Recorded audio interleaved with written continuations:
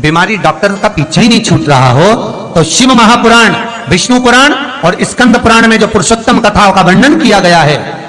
एक आटे का दिया, उसमें 4 बत्ती, आटे के दिए में 4 बत्ती रखें, तिल्ली का तेल डाल लें, थोड़ा सा उसमें सरसों का तेल डालें। महाराज घर के बाहर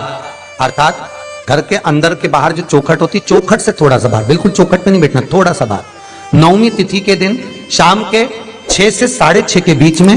21 बार जो व्यक्ति बीमार रहता है उसके सिर से नीचे की ओर श्री नरसिंह भगवान का स्मरण कर कर, जिस अधिक मास में जिस तिथि को उतारा कर रहे हो उस तिथि का नाम लेकर, उस अश्विन अधिक मास का नाम लेकर, जो व्यक्ति का उतारा कर रहे हो उसका नाम और गोत्र लेकर 21 बार जो उतार कर उस दिए को घर के ही चौखट पर रख देता है, उस व्यक्ति की बीमारी छूट जाती है महाराज, वो रोगीला नहीं रहता। शुक्ल पक्ष की 9वीं तिथि पीला चंदन घिसकर उस चंदन को एक सुंदर पीपल का कोमल पत्ता, कोमल पत्ता मतलब एकदम, एक तो पीपल का होता है कड़ला पत्ता, एकदम कड़क हो जाता है, और एकदम होता है कोमल पत्ता।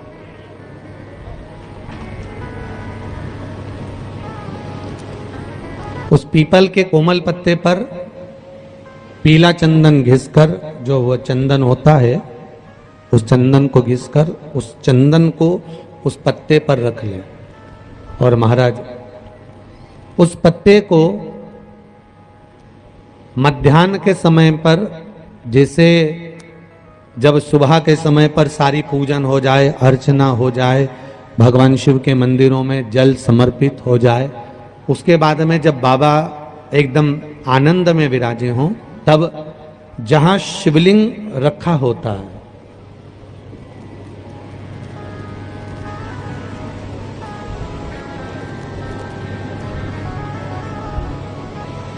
जैसे ये शिवलिंग है और ये कटी भाग जहां शिवलिंग रखा हुआ है, इस कटी भाग पर जहां शिवलिंग रखा है उसके पास में ही 3 उंगलियों से चंदन का लेपन उस कटी भाग पर करना है। जो उंगलियां लगी रहेगी उसी को अशोक सुंदरी वाली जगह पर स्पर्श करना है, और अशोक सुंदरी वाली जगह पर स्पर्श कर कर कुछ देर तक चंदन लगे रहने देना है। उसके बाद में उस चंदन को वापस निकाल कर लेकर आना है, कटी भाग पर जो लगाया गया है उसको भी निकाल कर वापस लेकर आना है।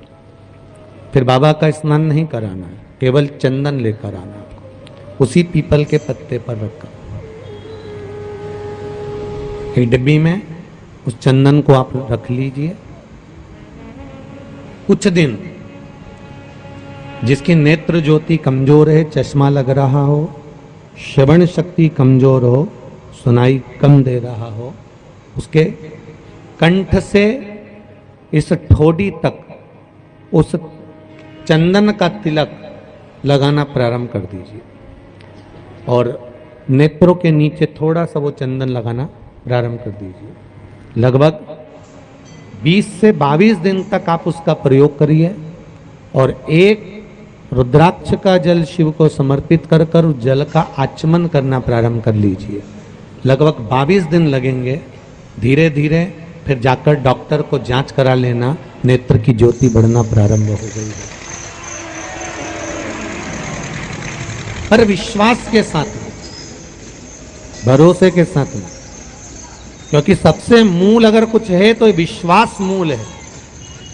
बीमारी डॉक्टर का पीछा ही नहीं छूट रहा हो तो शिव महापुराण, विष्णु पुराण और स्कंद पुराण में जो पुरुषोत्तम कथाओं का वर्णन किया गया है, एक आटे का दिया, उसमें 4 बत्ती,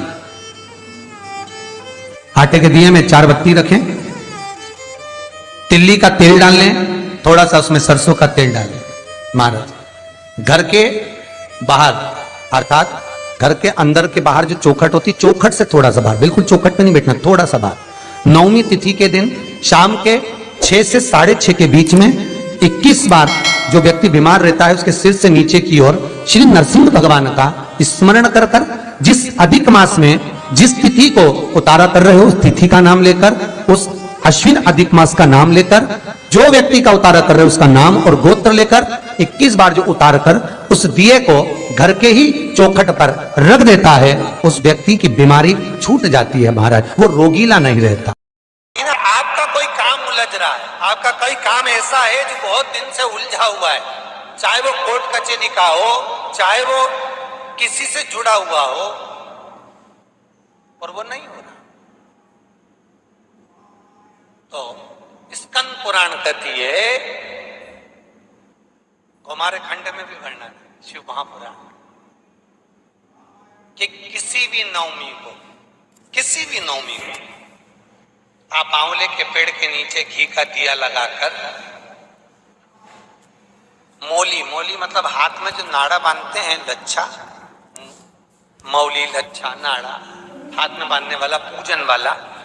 धागा लाल, घी का दिया लगाकर 5 परिक्रमा आंवले के वृक्ष की कर लीजिए, और परिक्रमा कर धागे को वहीं पर छोड़कर थोड़ा सा धागा और अलग से लेकर किसी टहनी पर उसको कामना कर बांध दीजिए। महाराज 10वीं तिथि को, 9वीं को तो ये करो कि 10वीं को वापिस जाकर आंवले के पेड़ के नीचे घी का दिया लगाइए,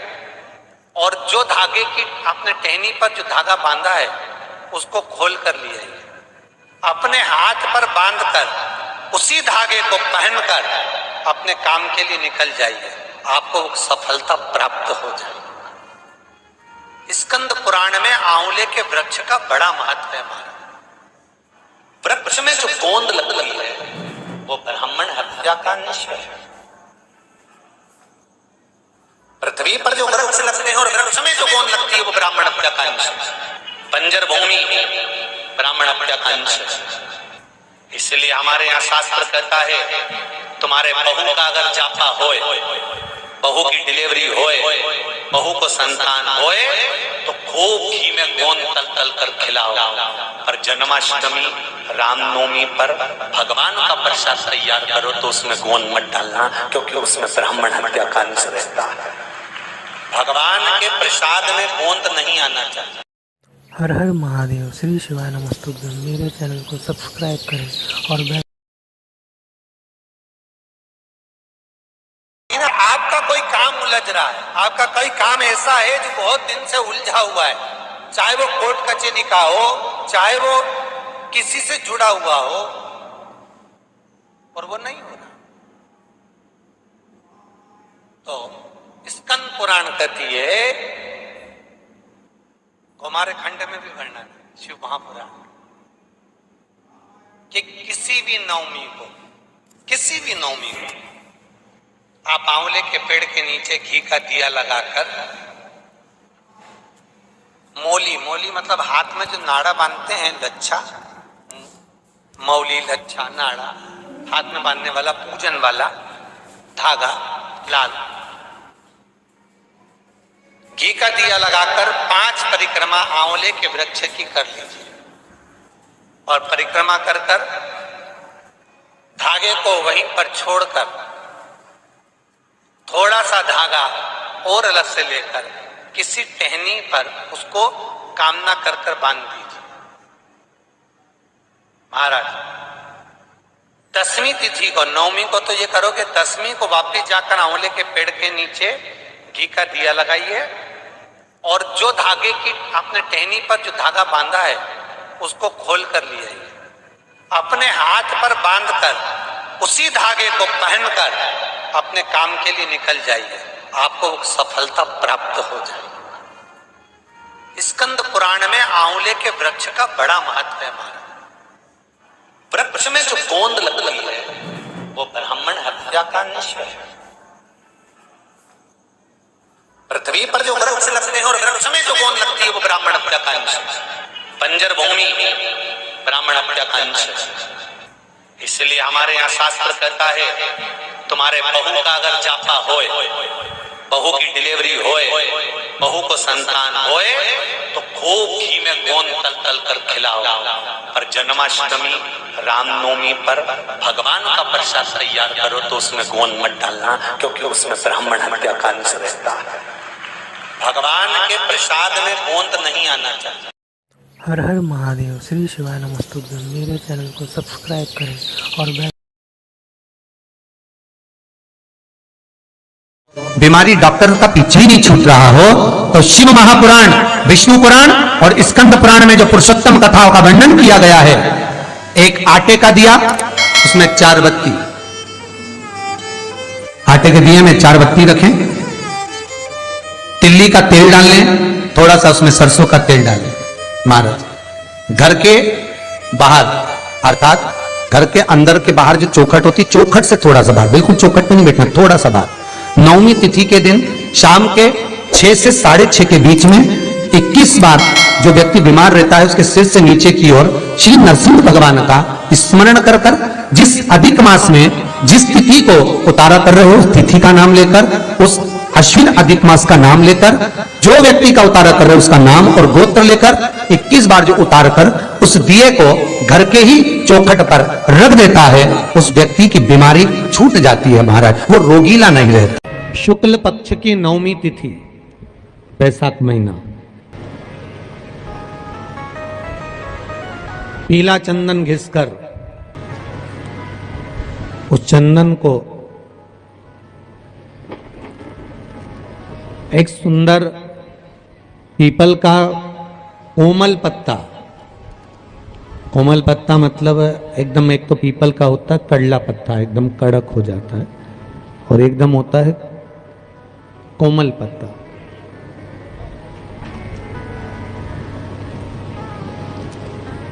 उस पीपल के कोमल पत्ते पर पीला चंदन घिसकर, जो वो चंदन होता है, उस चंदन को घिसकर उस चंदन को उस पत्ते पर रख ले, और महाराज उस पत्ते को मध्याह्न के समय पर, जैसे जब सुबह के समय पर सारी पूजन हो जाए, अर्चना हो जाए, भगवान शिव के मंदिरों में जल समर्पित हो जाए, उसके बाद में जब बाबा एकदम आनंद में विराजे हों, तब जहां शिवलिंग रखा होता है,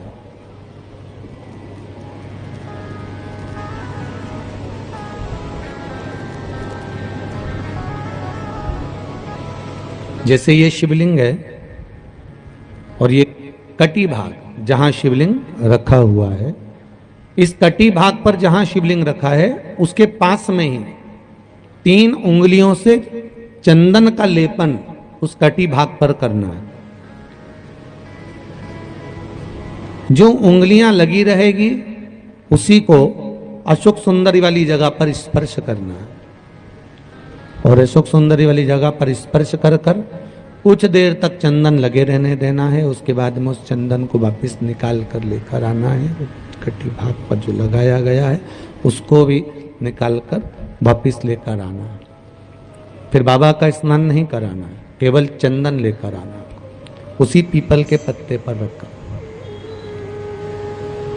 एक डिब्बी में उस चंदन को आप रख लीजिए। कुछ दिन जिसकी नेत्र ज्योति कमजोर है, चश्मा लग रहा हो, श्रवण शक्ति कमजोर हो, सुनाई कम दे रहा हो, उसके कंठ से इस ठोड़ी तक उस चंदन का तिलक लगाना प्रारंभ कर दीजिए, और नेत्रों के नीचे थोड़ा सा वो चंदन लगाना प्रारंभ कर दीजिए। लगभग 20 से 22 दिन तक आप उसका प्रयोग करिए, और एक रुद्राक्ष का जल शिव को समर्पित कर कर उस जल का आचमन करना प्रारंभ कर लीजिए। लगभग 22 दिन लगेंगे, धीरे धीरे फिर जाकर डॉक्टर को जांच करा लेना, नेत्र की ज्योति बढ़ना प्रारंभ हो गई है। पर विश्वास के साथ में, भरोसे के साथ में, क्योंकि सबसे मूल अगर कुछ है तो विश्वास मूल है।